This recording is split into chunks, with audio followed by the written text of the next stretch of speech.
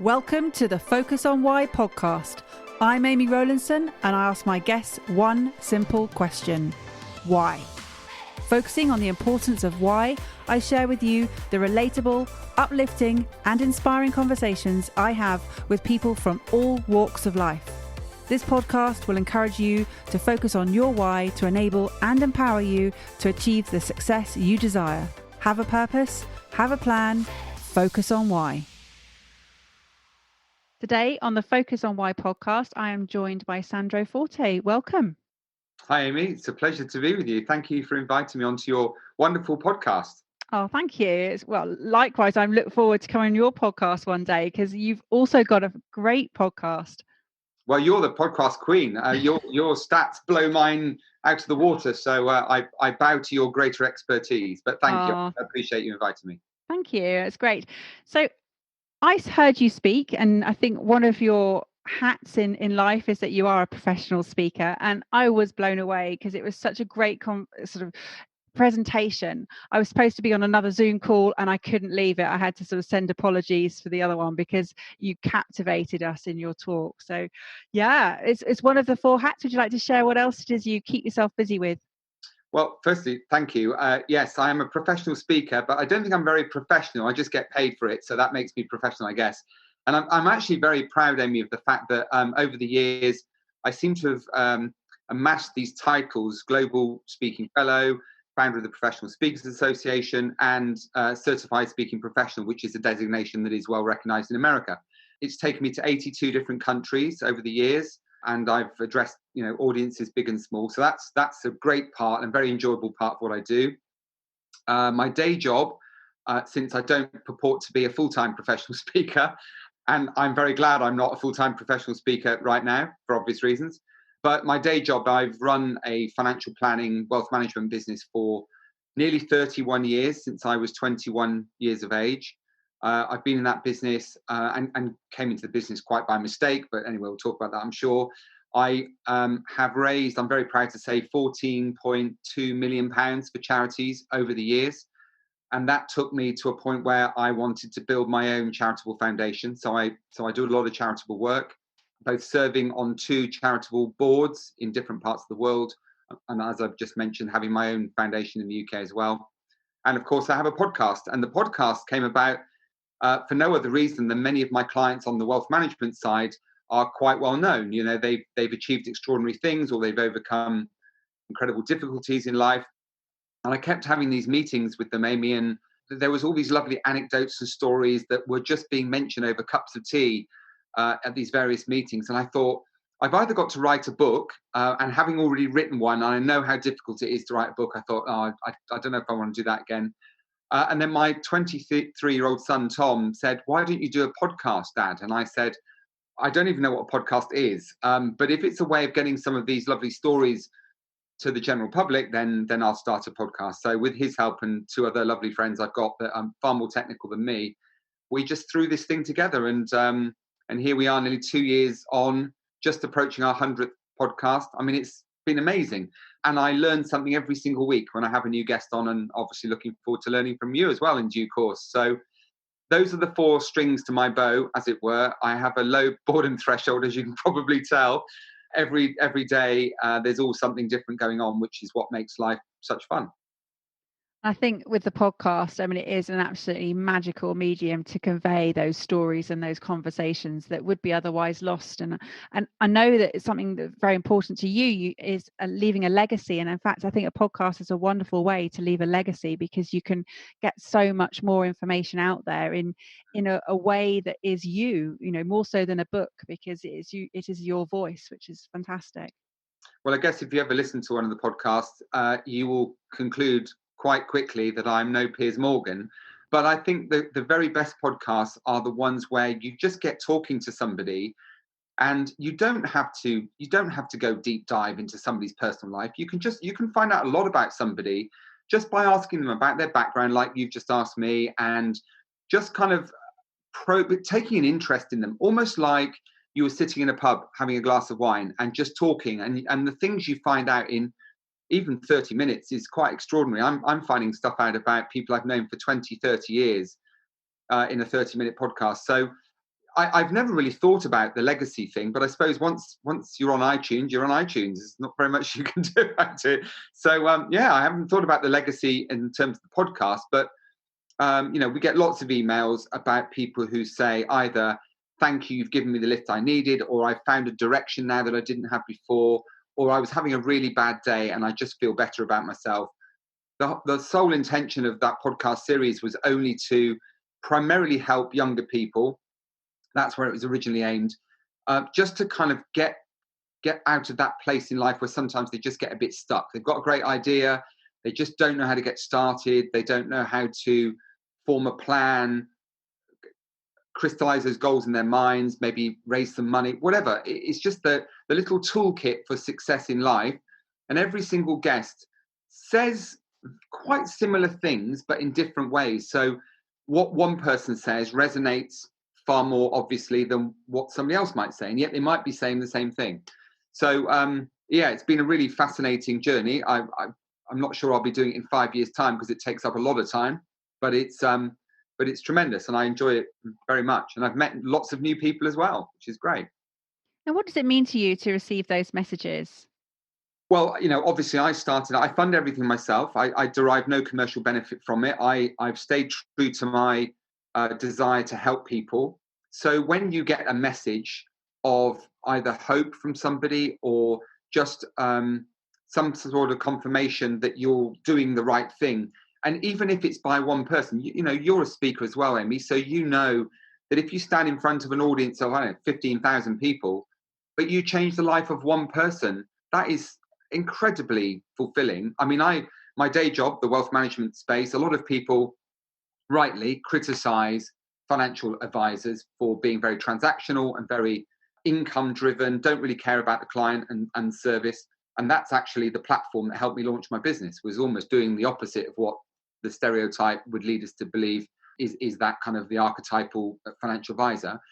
But when you are stood on a stage, obviously you'd love to change the lives of 15,000 people, but that's never going to happen because the way we are built as human beings means that statistically it will not happen. Like people signing up to go to the gym on the 1st of January and quitting by the 17th. I think 50% of people have quit by the 17th, and I think it's 75% of the people by the end of the month.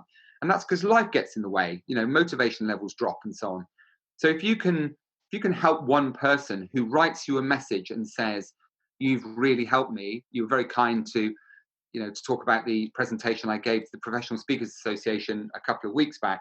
And, I had lots of messages, but one's lovely. If you can get half a dozen, then that's fantastic. So the real reason why I do these things is because so few people, frankly, are doing anything to really make a difference in the world. And when you wake up in the morning and you are lucky enough to be able to eat something for breakfast, and you've woken up in your own bed with a roof over your head, and you probably go to work at some point during the day, you are statistically in the top 2% of wealth or wealthy people in the entire world. So from a perspective, it's very important to realize that the people like us who are privileged enough to be able to make a difference, I think in some ways we have a duty to make a difference if we can, even if it's to one person. And how is your duty going to roll out? Well, as you can probably tell, I have a rather low boredom threshold. I see people sitting in the street in London. I'm in London a lot. That's where my office is based and many of my clients. And sometimes I see people sitting in doorways and they are struggling for a meal. They've probably spent that night in the doorway. And I realize not all of them are genuine, but the reality is that it doesn't take 2 minutes out of my day to buy them a sandwich from, a well-known sandwich shop. And it doesn't take me, and it's not going to hurt me by dropping £1 into their bucket. I will never see that person again, but I know for the rest of the day I have done something to enhance somebody's life in some way. Whatever they do with that money, whatever they do with that really, I'm not going to stop and think about that too much. And I think that's another point really, which is sometimes we kind of overthink things. I talked a couple of weeks ago when we were first introduced that too many people focus on the outcome instead of the process, focusing on the things you can control. So the direct answer to your question is, I don't know what the future holds. What I do know is I am Right from a very early age, Amy, I lost my father when I was 9 years old. My mother was widowed at the age of 29. She had 4 children. She was declared bankrupt within 2 years of my father's death, having the perfect life up until that point. And so I think it was kind of incumbent upon me to be the provider. I've always been, from a personality profiling perspective, I've always been the fixer, always been the helper. So I think there's a kind of an innate sense that I have that I need to help people, but underpinning that is a real desire to do it. And the reason why is because I am so astonishingly privileged when I consider, I'm not uber wealthy, but I own my own home and a couple of other places, one abroad, which is lovely.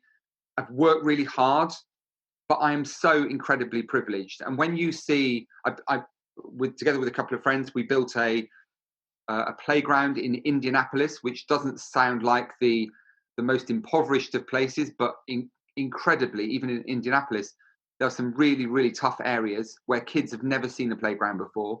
And when you see 30 kids come running out of their houses to play for the first time in their lives on a playground that you've built, that's pretty amazing. When you feed 1 million people, a charity that I'm on the board for, we literally packaged 1 million meals inside a week and fed 1 million people. And that's astonishing. It's very difficult to describe what it does for oneself when you can go to bed at night knowing you've made such a difference to so many people in so many different parts of the world. So that why perspective for me, it's a way of, it makes me who I am. It fuels what I do. It motivates me every day. And as I said, I come back to that word, which is very important, and it's perspective. When you can see up close and personal what people go through in life, and then you look at yourself in the mirror, it's almost impossible not to be motivated to help somebody. And how are you using your financial services work to sort of inspire or to motivate other people right now? Well, I do a lot of, I guess, using my speaking experience, I do a lot of training and coaching in the world of financial planning in lots of different parts of the world. And I'm often wheeled in by companies to help other advisors understand the importance of relationships. And right now, if you build great relationships with people, if you take the trouble to phone somebody, and I'm not just talking about financial planning here for 1 second, I'm talking about just any connection that you have. If you take this moment, which is an unprecedented moment in our history, and you take the trouble to pick up the phone and say, "Hi, Amy, how are you doing? Is there anything I can do to help you? How's the family?" Those are the relationships that last forever. The ones that don't are the ones where people are looking for the opportunity to sell something or buy something, or again, go back to that other word that I've mentioned a couple of times, which is very transactional. This is the moment where we have a unique opportunity to build amazing relationships with people. And I, whilst I'm very aware of the tragic loss of life around the world, and I guess if we could all turn back the clock, we would. But so much great opportunities come out of this situation as well. And I think that's the bit I try to focus on is how do we benefit from what's happened? And everything from the theory around the weather being nice because of this clearing of pollution to that human interaction and the moment where probably for the first time in many of our lives, we take an opportunity to take a step back and just go, okay, what was working in my life before? What wasn't working in my life before? And for me personally, I look back now with some shame thinking I used to spend sometimes 4, 5, 6 hours a day on the M1 driving backwards and forwards to London or on a train. And I wasn't working particularly effectively. I've had a unique opportunity to reset my clock, and I'm definitely not going back to the way it was before, that's for sure. So this is a moment where if we haven't done something philanthropic, made a new friend, developed a new opportunity, launched an idea, it wasn't down to a lack of time, it was down to a lack of discipline. That's the reality. I totally agree with you, and it's been interesting to see the sort of divide of how people have responded over these last few weeks, and a lot of people have been operating from fear, and a lot of people have been operating from opportunity, and sort of the reflection. I think that's a big thing, is to reflect on what it is you're doing and why you're doing it. I mean, this is the premise of the podcast. This is what I launched purely because of having time and then realizing that there are people in life who were thriving, and I wanted to identify them and show them to the world that this is what they're doing and this is why they're doing it. And you're one of those people. Well, I think that, I mean, it's not maybe a very good analogy, but since I know it so well, I'll just liken it a little bit to investing in the stock market. People say, can't possibly invest in the stock market now because, all these companies are doing so badly. That's true. But for every company that's doing badly, another one is thriving. It just means that the FTSE 100 will change its players. We won't have the same 100 companies. But you know what? That's not a bad thing. And the same thing is true of life. There were winners 3 months ago and they're not winning anymore.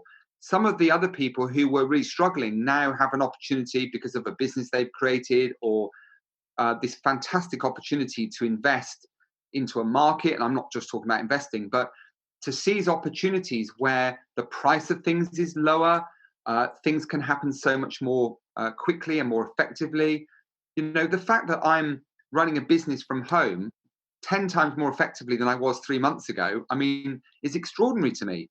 But I do really believe, I really sincerely believe, that on the reverse of every challenge in life, there is an opportunity. You just have to flip it 180 degrees and look on the other side. Because too many of us focus on what we see in front of us instead of analysing the challenge and just going, okay, that as it stands is a bit of a problem, is a bit of a challenge, bit of a roadblock. But how can I find my way around it? How can I use that to my advantage? And, maybe you can't do it on your own, but the reason why we have people like you running great podcasts, and the reason why, we have networks and friendships and family, is because we can find solutions together with other people. So I do strongly encourage people, whenever I travel around the world and speak to audiences, or just within my own family unit or my own team in the business, I do believe there's always a solution to a challenge or to a problem.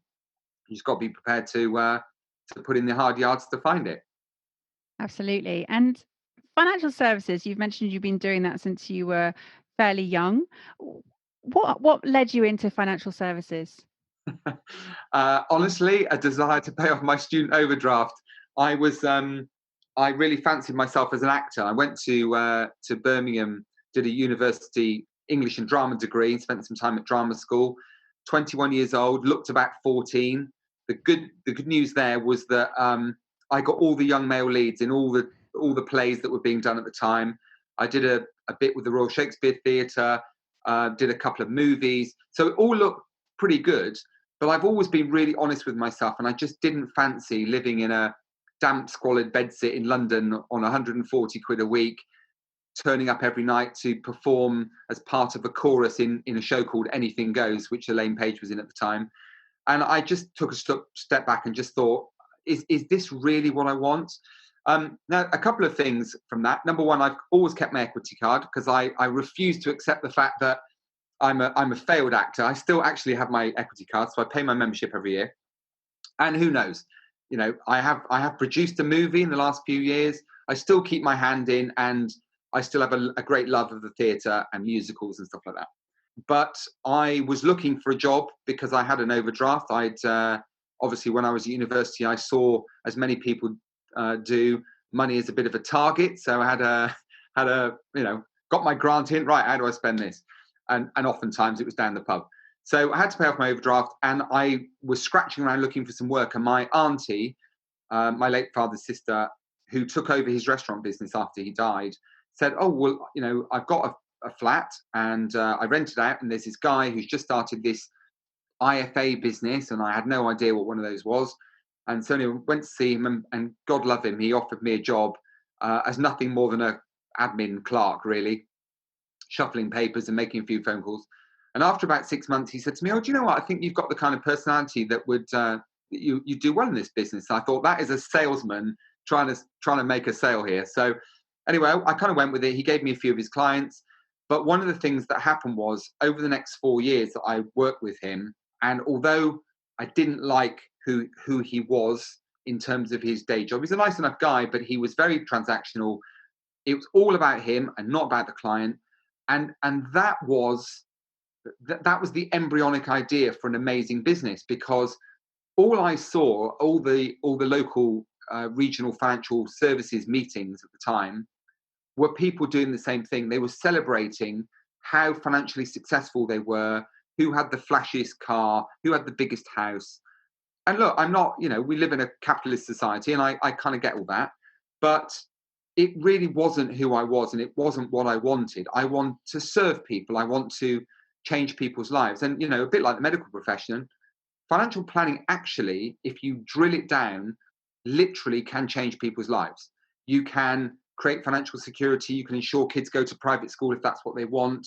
You can prevent families falling apart if the breadwinner dies, like my father did, etc., etc. There's so many different ways that you can use knowledge to really enhance people's lives and lifestyles.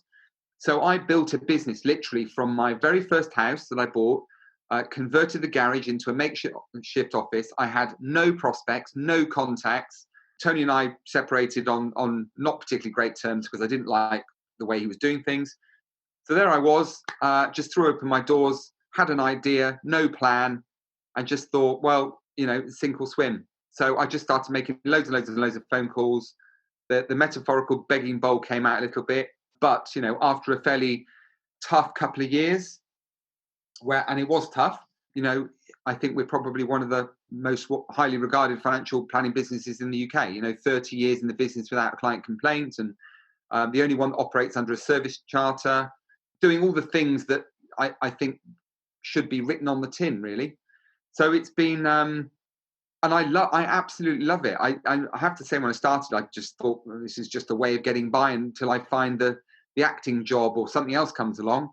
And sometimes you don't have to have a plan. Sometimes you just try lots of different things, and you stumble across something and go, wow, this is me. This is what I was built to do. And that's what happened. It's nothing more complicated than that. And how do you sort of involve all of the charitable side of things? I mean, raising 14.2 million, that's a lot of money. That must take a lot of your time as well. Well, part of the reason I'm 5'9" is because I've run a couple of London marathons. I was 6'2" when I started. They were brutal, let me tell you. But I've cycled from Olympic Park to Amsterdam via France and Belgium. That was probably more brutal. I've done all sorts of crazy stuff. But I served on the board of the NSPCC's Full Stop campaign some years ago. That was where a lot of money was raised. We raised just over £7 million. And I'm not sure if you're aware of what that was, but it was a division of the NSPCC which was designed to help take conviction rates from children in respect to children who've been abused, where historically they had to go to court to give evidence, oftentimes in front of their attacker, which meant that children generally weren't giving or weren't able or willing to give evidence, or were giving very shaky evidence. And so the number of acquittals was, worryingly high. So the Full Stop campaign created this structure whereby, in the comfort of a separate room with closed circuit television, they could give evidence. And the number of convictions rose from something like 8% to in excess of 70%, which is obviously amazing. Beyond that, as I said, I built playgrounds and fed lots of people. But obviously, number one, I've written a book.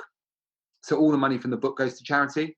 I continue to do at least 2 or 3 crazy things every single year. I'm very lucky that many of my clients on the financial services side are very wealthy, or they're well known, and they very generously back me to do these silly things.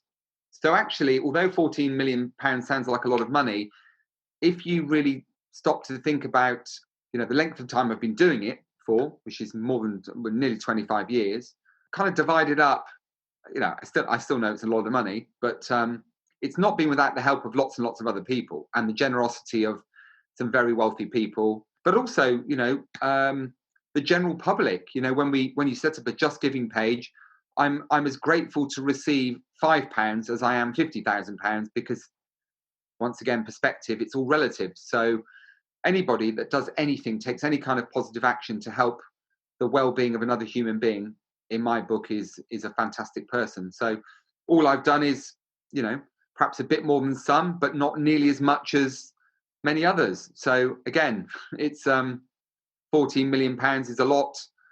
if you think about it. But when I look at some of the things that other people have done, I think, gosh, I've still got such a long way to go. And that's the fun bit, the growing and the sort of new stuff all the time. One of the things I would say is I'm very careful to, to help charities where I can kind of see that a difference is being made. I mean, my father passed away from cancer, but I struggle with the really, really large organizations where you kind of just feel you're throwing money into this bottomless pit. And I know research and all the rest of it is very important. But, I've supported Battersea Dogs and Cats Home. I offer a scholarship to a RADA acting student every year. The last one, actually, that's really come good is a lady called Jessie Buckley. And if you don't know who I'm talking about, look her up. She's done some extraordinary things already.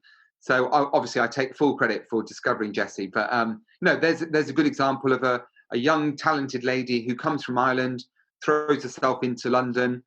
Her family can't afford her tuition fees. So it needs somebody to help discover that talent. And if it's not for people who are willing to help another person, we don't find the Jessie Buckleys. We don't, these great opportunities, great individuals, these great businesses just don't get born. So, I'm not on a crusade to change the world, Amy. I mean, that's not going to happen in 10 lifetimes. But at the same time, I don't think we should leave this life looking back and going, well, I wouldn't have made a difference anyway, because I just fundamentally believe that that's not the case. Anybody can make a difference on a bigger or a smaller scale. And with your book that you wrote, who was that for? Well, funnily enough, when I was building that business out of the converted garage, after about 5 years, because of the exponential growth of that business, the same people who had previously invited to those regional meetings talking about the flashy cars and the big houses were now taking an interest in this young guy who had created this business where people kind of migrating towards accountants, solicitors, well-known individuals, sports stars, celebrities, even two royal families. And they were kind of going, how does all this work? So they invited me to go to all these regional events. I started telling my story. And then somebody came up to me one day and said, you have to put this in a book. So if anybody throws down a challenge to me, it's like a red rag to a bull, Amy. So it's like, you can't run a London Marathon. Yes, I can.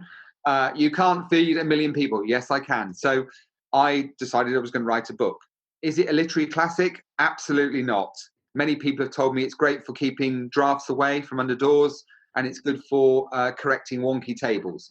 But it was written, and the thing I'm proudest about in respect to this book is not the content, which was primarily aimed at people starting business in financial services, but it's a very generalist book, so you can apply it to any business, frankly. The fact that I wrote it is the thing I'm the proudest of, because so many people say, I've got a goal, I've got an aspiration, this is what I'm going to do, and they never get round to doing it. And I have these two words that kind of form a mantra by which I live. And that's this. It's discipline and regret. Both of those two things are very painful, but if you don't do the first one in life, you're always going to get the second one by definition. So I'd much rather have the discipline to do something and follow through than I would have the pain of the regret looking back. So in other words, if you're going to suffer pain, you may as well do it once rather than twice. So just following through on an action, it's extraordinary what happens. I don't possess, I'm just an average Joe. I'm a bang average guy doing some fairly average things. But the one thing I do is I follow through on everything. If I make a promise, I see it through. If I set a goal, I give it my all. And I will not lie down until either I realize it wasn't a very good goal in the first place or I've done it. And that's a very simple mantra by which I live. And it's amazing how many great things come out of life when you just take positive action. I know that sounds really trite, but so few people do, Amy. That's the problem. I know loads of people with gazillions of goals, amazing goals, apps now where you can list your bucket items about all the things you're going to do in your life. Frankly, I think they're a waste of time, because all it is just a set of dreams that are going to frustrate the heck out of you if you don't do them, which most people don't. So where did you get this drive from? That's difficult to say. The only thing I can help you with on that one is when I was 9 years old and my dad died, I was in a school assembly at the time, And my mum appeared at the back of the room, and we'd not been aware that he'd been so ill with cancer for 2 years, kept disappearing. And my mum kept saying he was going to a health farm and all the things you say to young kids. So there I am, 9 years old. My mum appears at the back of school assembly, and I knew straight away that something was wrong. I was taken to the headmaster's office, and that was when my mum told me that my dad had died. As we were walking out of the headmaster's office, she said to me, "You're the man of the house now." And on one level, it was a real burden for a 9-year-old to be the man of the house when his siblings were all younger than him. You know, my youngest sibling, my brother, was 3 at the time. My mum's 29. You know, we live in this big house. We're bankrupt within a couple of years, living in a council house. And all of that time I was growing up, I kind of heard these words in my head that I was the provider, I was the supplier, I was the person who had to hold it all together, like parents do. So on one hand, a bit of a burden. On the other hand, it created in me a drive and a determination and a need. You know, a need is a very important part of this. We can all want things, but you've got to need them as well. So I think that that drive came from a sense of obligation, maybe. But looking back, although I didn't have much of a childhood, in my teenage years, I was working in the family business to help my auntie keep it afloat. 2 hours before school, 2 hours after school, all my summer holidays. I didn't really have that kind of stereotypical days in the park kind of childhood, certainly not my teenage years. But looking back, I mean, what an amazing schooling I had in life, and work ethic, and getting things done, because you can't live off a goal list when you're having to look after 3 younger brothers and sisters. My mum then remarried when I was 13, but it took my stepfather a couple of years to, you know, kind of get comfortable with the family and us with him. Then they had another daughter. He brought 2 from his first marriage. So 7 kids and 2 adults crammed in a tiny little house. But I look back now, and I'm somebody, I've never lived with regret. That's the thing I really like. Don't ever look back and say, I wish I'd done this and I wish I'd done that. So people say to me, oh gosh, you know, if your dad hadn't died, what if? Well, if my dad hadn't died, I'd probably be running a restaurant in Weston-super-Mare, probably struggling to make ends meet, because that's just the way the restaurant cafe business has gone in the provincial towns like Weston-super-Mare. And it's difficult to see what kind of career path I'd have taken, where my life would be right now. Would I be raising money for charities, written a book, speaking around the world, meeting some amazing people? Probably no. So I think you just have to take life as you find it, accept the cards you're dealt. You can choose to look at it positively, or you can choose to look at it negatively.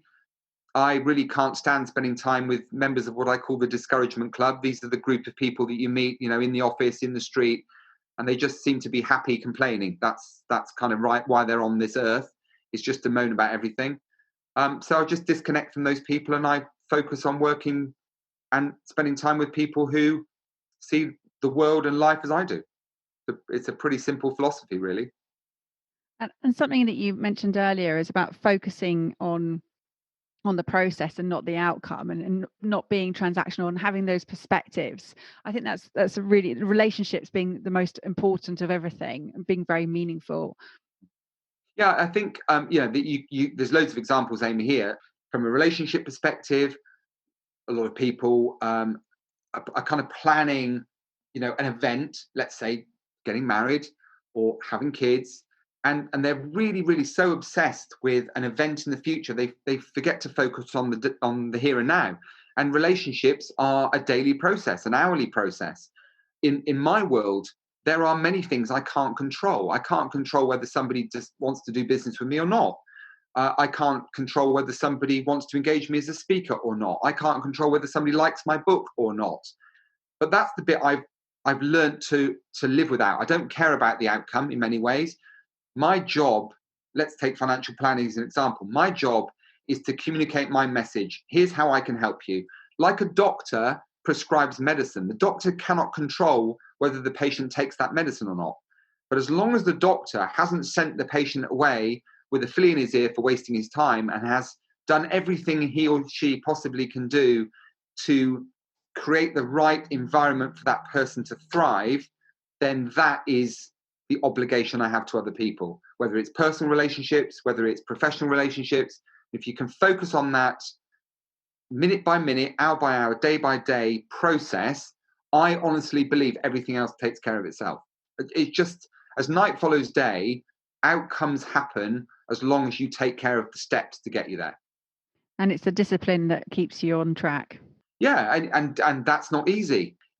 Goal setting, goal achievement, the motivation to stay fit and healthy, the motivation to enhance relationships, whether they be personal or business, the motivation to follow through on some of your promises, to keep your word, to be a good human being. Not easy, because stuff gets in the way.